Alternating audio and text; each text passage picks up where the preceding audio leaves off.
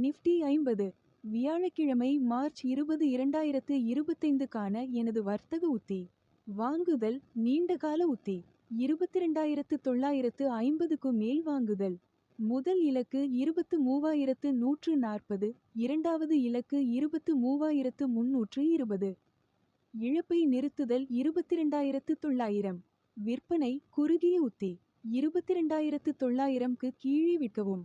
முதல் இலக்கு 22,810, இரண்டாவது இலக்கு 22,720, மூன்றாவது இலக்கு 22,666.